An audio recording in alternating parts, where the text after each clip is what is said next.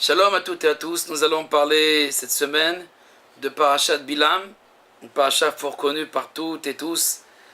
Ce fameux prophète des nations qui a osé dire ce que les grands prophètes d'Israël n'ont pas osé trop dire, c'est-à-dire au fait cette singularité et ce rapport singulier que le peuple juif a avec Dieu. Nous allons voir qu'il n'y a pas seulement l'idée de malédiction qui se transforme en bénédiction et le prophète qui veut maudire, en fait il devient celui qui va bénir, donner les grandes bénédictions du peuple juif, pour le peuple juif. Je vais me concentrer sur une phrase de Bilam qui meros tsurim erenu ou migebaot ashurenu hen am lebadad ishkon ou bagoim lo itrashev. On pourrait traduire: oui, je le vois de la cime des rochers et du haut des collines, je le découvre. Ce peuple, il vit solitaire, il ne se confondra point avec les nations. Hen am lebadad ishkon, donc un peuple solitaire qui ne se confondra pas donc avec les nations. Au fait qu'on pourrait traduire aussi Bagoim lo itrashev, qui ne sera pas littéralement compté parmi les nations. On ne le comptera pas, on ne prendra pas compte, on ne tiendra pas compte de son opinion. Ou bien tout simplement qu'on ne fait pas donc attention à ses faits, à ce qu'il va faire, à ce qu'il va dire.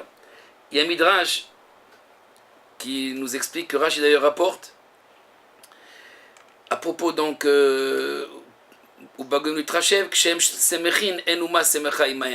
lorsqu'ils sont heureux, aucune nation n'est heureuse avec eux, avec le peuple juif. Dieu l'a séparé et l'a distingué.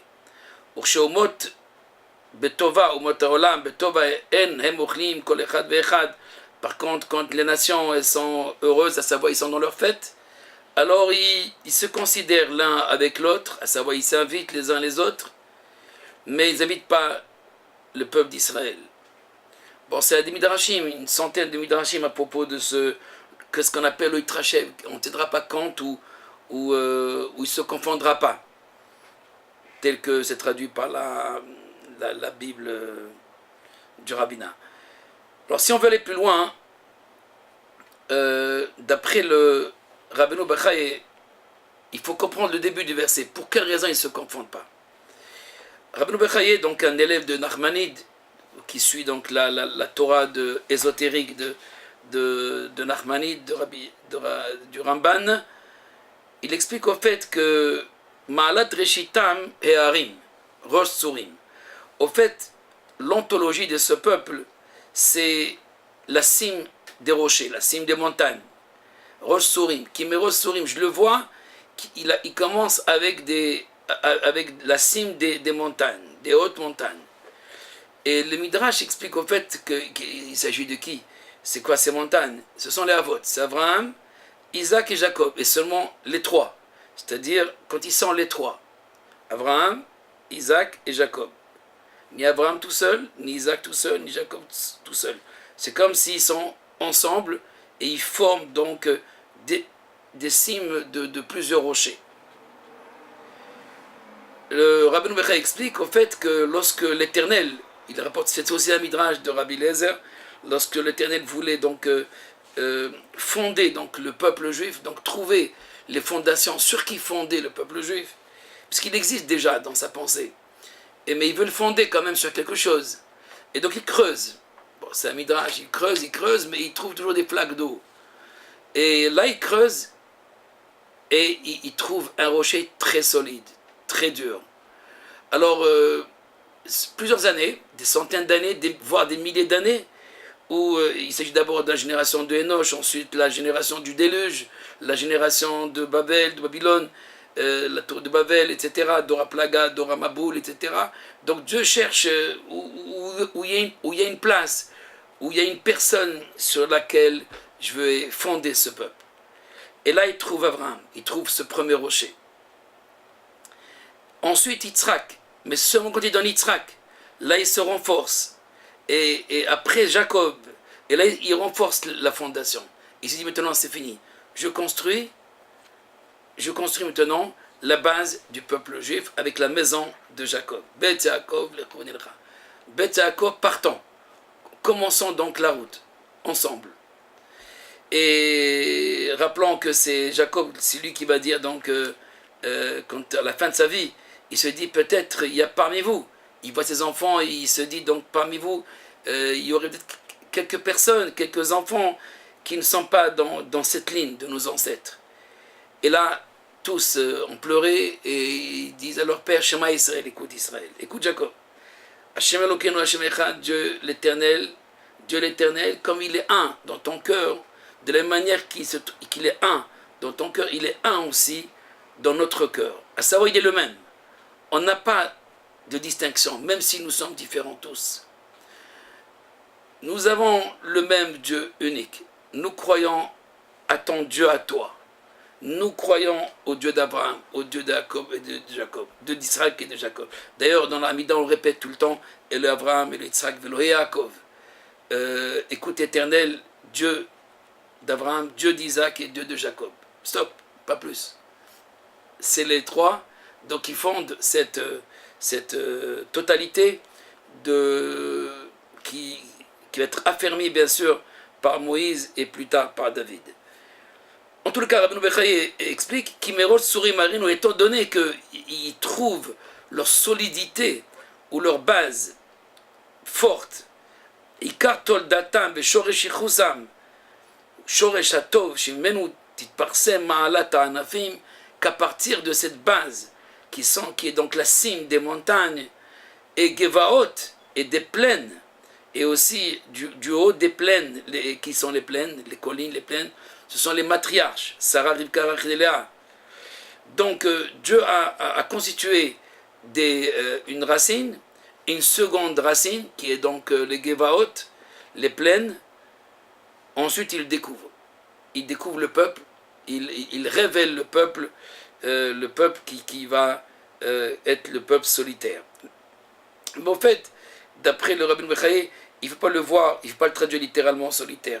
Badad, les Vadad Ishkon, solitaire, ici, Badad, c'est au fait, Bilachon qui avdi letrem mina amim liotli, kacher les Vadad akavana shehem ameyuchad, les Vadad.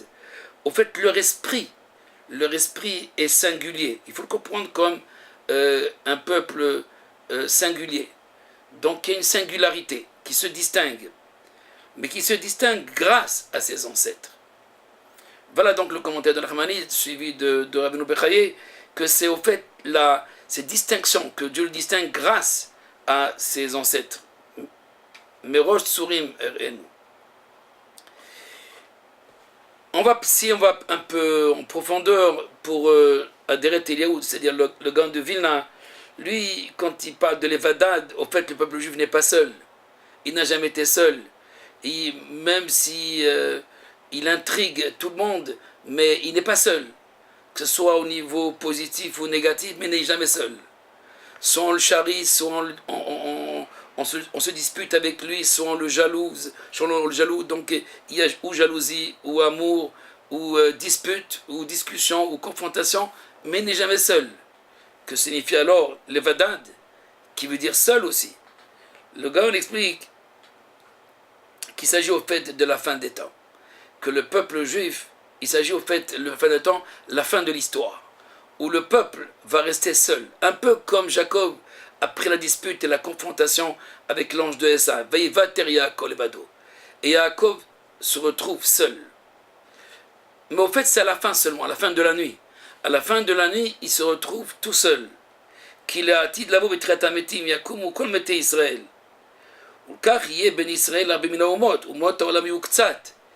À la résurrection des morts, donc qui exprime donc la fin de l'histoire, il y aura la majorité, le peuple d'Israël, et ceux qui sont attachés et unis à lui, donc un très peu nombre de nations, très peu nombre. La majorité sera le peuple d'Israël. Étant donc la majorité, donc il est Am Levadad Ishkon, il sera tout seul. Il sera tout seul à la fin, à savoir, il va rester seul, mais pas maintenant, pas dans l'histoire. Dans l'histoire, il n'est pas seul. c'est seulement dans Tret Hametim. C'est seulement à la fin où il y a donc une continuité de l'histoire vers l'infini, et donc Ishvu et Sharim Panecha, que les hommes justes, ces gens à la face de Dieu, donc ils vont voir et contempler la face pour vivre cette contemplation, ce qu'on appelle Neheni Miziba Shrina, qui vont donc se délecter de la splendeur de la présence. Alors ce nombre, il n'est pas nombreux, et il est en majorité formé d'Israël, avec bien sûr les Chassidim Olam, les justes des nations qui ont suivi et qui ont accepté de plein gré le choix et l'élection d'Israël. Et donc Bilam, il voit la fin des nations, en fait. Il voit la fin des nations et le restant de toute cette planète. Il voit donc, il dit, voilà, et à la fin, quand Bilam ne fait que bénir le peuple d'Israël, Balak lui dit, stop, arrête-toi, ça y est, je ne vais plus t'entendre, va-t'en. Il dit, mais laisse-moi te donner un conseil. De ce que ce peuple va faire à tous ces peuples-là, à tous ses ennemis. Et donc il lui cite une série de peuples qui vont être complètement anéantis par eux-mêmes. Et le peuple d'Israël qui se lèvera comme un lion, etc. Et qui finit par une union avec malheur au peuple, malheur à la nation qui va se glisser donc entre le peuple juif et Dieu. Oy mihe misumuel, et nos maîtres disent de dire, au fait, il y a il faut laisser maintenant le moment où le lion désire la lionne et la lionne qui désire le lion, donc l'union. Il a parlé de cette union, il a parlé donc de cette union, de ce rapport éternel qui va devenir éternel aux yeux de tous. Alors malheur à ceux qui vont prendre sa place, malheur qui place leur lit, comme ça dit le Midrash ou l'Agmara aussi dans Sanhedrin, malheur qui placera son lit entre les deux, en d'autres termes entre Dieu et Israël, qui va gêner donc ce Yichud. Le Zohar, dans cette voie-là, explique, dans le Chelek Gimel chapitre, dans la section, troisième partie du Zohar, la page 203, Resh Gimel, Aribadadishkon, que signifie le peuple qu'il habite seul, au fait, seul avec Dieu. Le Zohar dit seul avec Dieu. Il y a un peuple qui habite avec Dieu. Bihuda, Belo Irvuvia, il n'y a personne qui se mélange, il est avec le Yichud. Rien ne rentre avec lui dans ce Yichud, dans cette chambre, dans cette union. Bihuda Shalim Ihu, et c'est l'union complète. Adonai Eloheinu Adonai Echad. C'est Israël qui est avec le Echad. Mais c'est Hachem qui est avec Echad et Echad qui est avec Israël. Et Israël qui est avec le Echad. Que signifie Hachem Elokeinu Hachem? Donc 3 fois le nom. Hachem, le tétragramme, c'est Abraham, Elokeinu c'est Yitzhak, et Hachem encore Yaakov.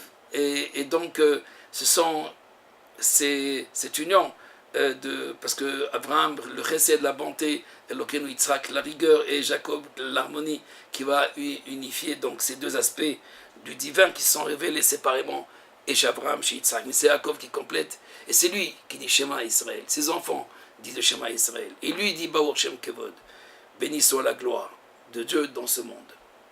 Ceci dit, Razadile, le mystère de Hachem Kenu Hachem, c'est ça, Rosh Tzurim, c'est ça, la cime des montagnes. Ce sont les montagnes. Hachem Kenu, c'est les montagnes. C'est les montagnes. Israël est fondé sur le nom de Dieu. À savoir, il est construit sur le nom de Dieu. C'est le Ramchal qui, pour conclure, dans le Taktut Filot, qui va expliquer cette profondeur à la prière, dans la prière 3, où il explique pourquoi parmi les nations il ne compte pas, parce qu'il y a les nations effectivement, mais il y a au-delà donc du nombre et de la multitude des nations. Shehu betocha marshava, Israël, il est à l'intérieur de la pensée stouma, de la pensée qui est cachée, la pensée scellée. C'est pour ça qu'il ne correspond pas à la pensée de la création. Il ne rentre pas dans la catégorie de la création. Il est avant la création. Chez les Mar, Israël alaba marshaba trila. Ainsi qu'il est écrit, Israël est monté, à savoir, il s'est élevé, il se trouve dans cette pensée depuis le début. En d'autres termes, sauf Maaseh Marshamatrila, cette Marshamatrila, cette première pensée, cette ontologie d'Israël, elle se trouve dans la pensée première du monde, ou même de la pensée première avant le monde. Donc le Trachev, il ne compte pas dans la création, il ne compte pas, il n'est pas dans le calcul, on ne le compte pas, on essaye au fait de ne pas le calculer, bien entendu. Pourquoi? Le Ramchal explique tout simplement parce qu'il est dans cette origine de la Marshava. Il continue dans une autre prière, la page 17, la prière 17 plutôt, Taktot Tfilot, Tfilat, Yudzain. Vekan Noda She'en Shum Echad Yachol Livgom Ota. Personne donc ne peut affecter, il parle ici de la Torah. Divrei Torah, Enam Kalem Touma, la Torah ne peut pas recevoir donc l'impureté. Gam Israël, Afalpi Shem Ben Agoim, Israël aussi, même s'ils sont parmi les nations, et ils sont mélangés. Arik Dushatam et Nivgemet, mais leur sainteté n'est pas affectée. Et ici, au fait, les Vadad, quand on parle de les Vadad, ils sont tout seuls, au fait, les Badad, Hachem Badad Yanchenu. Dieu il a mis seul, il a séparé au niveau de sa sainteté. Donc dans sa sainteté, il est seul, au niveau de sa sainteté. Il peut être mélangé au niveau de son corps, et même parfois de son esprit. Il peut ressembler aux nations. Mais au niveau de son âme, c'est-à-dire Anisha Betzion Nota Berushaim Kadosh, Yamerlo, comme il est écrit, donc ce qui restera dans Tzion, ce qui restera à Jérusalem, donc il est appelé saint. Au fait, comme le saint se distingue de l'autre, ainsi, au niveau de sa sainteté, il se distingue. Donc il faut atteindre cet aspect de sainteté pour que le peuple d'Israël resplendit dans sa singularité. Ainsi, le Ramchal complète tout cela, Filat derrière dans notre passage 200, toujours dans Taktot Filot 224. Im chashvu mot haolam lishlot alav, si les nations pensent qu'ils peuvent donc le dominer, aré lo shaltu. Au fait, ils ne peuvent pas le dominer. Pourquoi? Parce que comme le trône, à la Kisenema Rambenissa, qu'il est au-dessus du monde de la Bria, donc il est de la Sia, pardon, de la Etzira, le trône se trouve donc au-dessus. Ainsi, Rambenissa, le peuple d'Israël, dans son ontologie, au niveau de son âme, c'est ça Rosh Tzurim, c'est ça le début. Le Ramchal explique le Rosh Tzurim, c'est le début d'Israël. Il est dans un endroit qui est insaisissable et qui est incompréhensible aussi pour la majorité. Parce qu'en fait, il fait partie de cette sainteté. Et donc, dans ce cas-là, même si au niveau des ramifications, donc ils sont affectés, où on peut assombrir, marchichim, ba'avonotem, ou par leur faute, ou par les autres, ils sont assombris, à savoir, on les rassemble ou on les cache, on cache leur lumière. Mais l'unité à toi, qui est en eux, elle ne change pas, elle n'est pas affectée. Donc, comme Kdushat Israël, comme la sainteté d'Israël, ainsi la sainteté Kdushat Haaretz, Shebatrila Nitkadesha Mitzad Madrigot Eilonot, même s'il a été détruit et affecté par Nabucodonosor, par Titus, etc., tu vas la construire avec ton unité, c'est toi qui vas la reconstruire par cette unité, et non pas par tes madrigotes, par tes ramifications. Donc c'est toi-même, c'est toi-même qui vas agir afin que tu sois Adonai, le Melech, Akolaris, Bemoui, Adonai, Hadush, Moyechan, ou à toi, Hachem, tu seras le roi unique. Et donc, Revach Irvichu Israël. Israël donc va gagner dans toute cette affaire de l'exil, etc. Parce qu'on va laisser tomber les madrigotes, à savoir les outils qui sont en fait les différents degrés. Et à la fin, on va utiliser uniquement ton unité à toi. Et donc dans ce cas-là, c'est ton unité qui va se révéler, donc on va gagner la révélation de ton unité et non pas la révélation des sphirotes qui sont donc les degrés dans toute l'histoire que tu nous as révélée à travers tous les maîtres et tous les dirigeants que nous avons eus. Galelanu Yehudecha, Éternel, révèle-nous cette unité, Bereva, avec une largesse. La date kolam me'aretz, afin que tous les peuples de la terre, Yedou ki shimcha Shem nikra alavadecha, que ton nom est appelé sur tes serviteurs. Ceci dit qu'en fait, pour conclure, quand on dit les Badad, il est tout seul.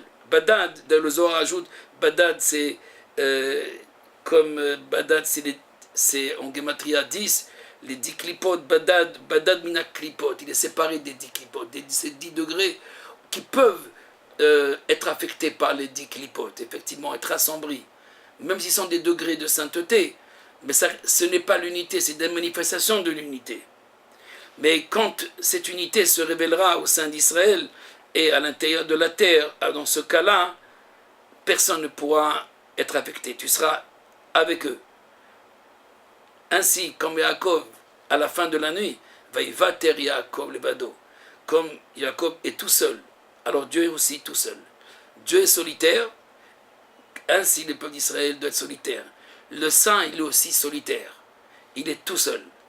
Le peuple d'Israël est appelé à devenir solitaire, mais à prendre avec lui. Par tout cet exil, il va prendre des nitoutsot, des étincelles dispersées des nations, et qui eux aussi ont droit, de la même manière que cette paracha et de Bilam et de Yitro. Bilam et Yitro étaient ensemble avec Yov, 3 goïms, 3 philosophes, 3 grands penseurs. Yitro est rentré dans le judaïsme. Rentré, pas tout à fait. Il est rentré, oui. Il a béni Dieu, il a béni le peuple d'Israël, c'est suffisant. Yov, il a connu le peuple d'Israël et il a retardé l'accession d'Israël sur sa terre. Bilam, lui, il connaît très bien le peuple d'Israël, il connaît depuis Moïse.